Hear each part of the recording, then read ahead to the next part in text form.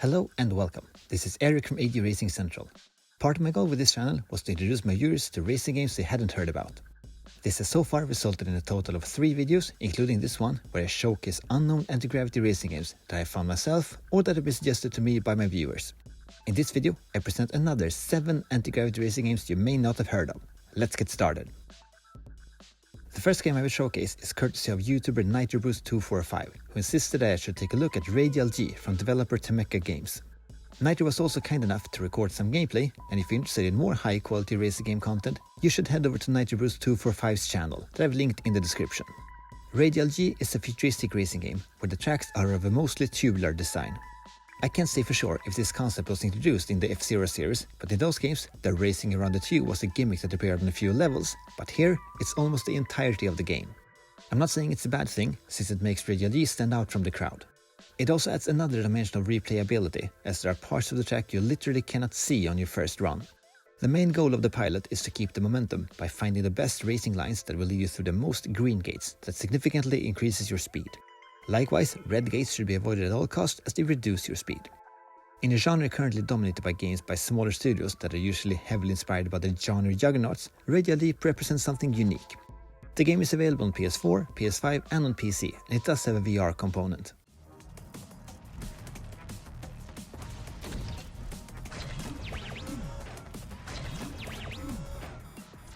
If you want to defy gravity in a way that is more anchored in reality, then the airplane racing game Skydrift Infinity is well worth your time. Airplane racing is not that common to begin with, so we don't have a lot of options overall, but luckily Skydrift Infinity is a high quality title. Flying rather than hovering through the tracks literally opens up a new dimension, as you now have alternate routes that can be both above or below one another. Many shortcuts are of the trickier kind, and might also include a sought after power-up, but that's not the only way the game encourages you to do daring maneuvers. There's a long list of stunts you can perform, which generally includes putting your aircraft at risk, but the reward is that you fill your boost meter. Other than boosting, the controls are relatively conventional and are what you can expect when controlling an aircraft. Slowing down before sharp corners is crucial, as wall scraping isn't really a thing in this game, you just crash and explode. To make your opponents explode, you have a good number of weapons to use, including machine guns, missiles and mines.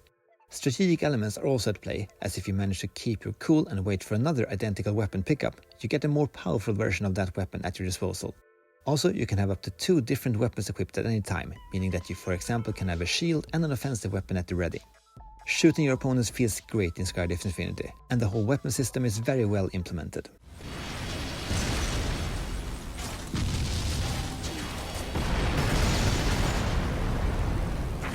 You have multiple aircraft that you unlock by progressing through the game's campaign, and they all have their distinct stats and look. The difference in how it feels to control them is noticeable, and you also have numerous skins to unlock as well. The tracks are also very different in their environments, and the racing events differ between regular races, speed races with boost rings spread out over the track, and survivor races where not being last is your highest priority. Skydrift Infinity is available on all major gaming platforms.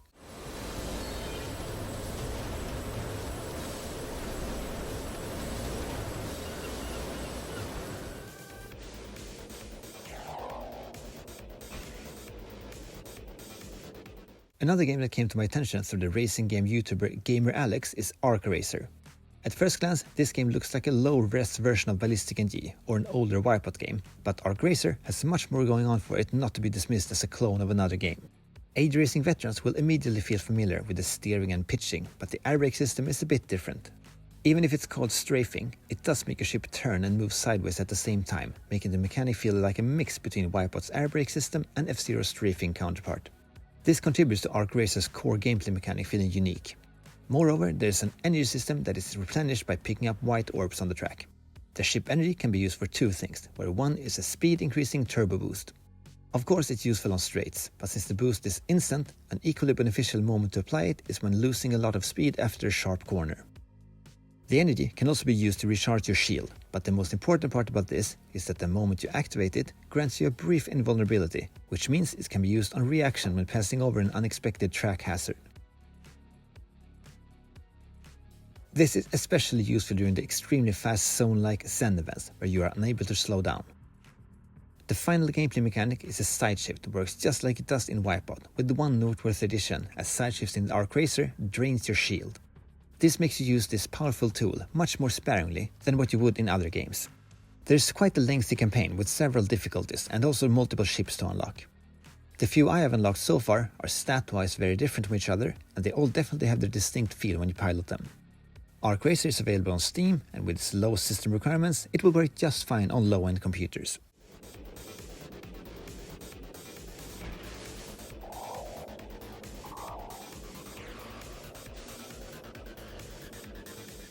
We now move on to a couple of games that are technically not released yet, but most of them are in early access. All of them are made by small indie development teams that are pouring their heart and soul into keeping this genre alive, so they deserve all the spotlight they can get. If you follow my channel for a while, you recognize most of the titles. First up is the minimalistic-looking ArcRacer that was released in early access this year. During my interview with him, lead developer Brennan Anderson stated that his favorite games to play growing up were F-Zero and Star Fox, and he wanted to create a game that mixed the two concepts. ArcRacer is the result, and the game definitely draws its visual inspiration from the first entry in the F-Zero franchise.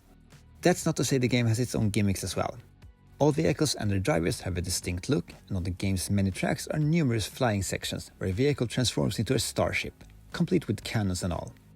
ArcRacer is a hidden gem on Steam that you should check out.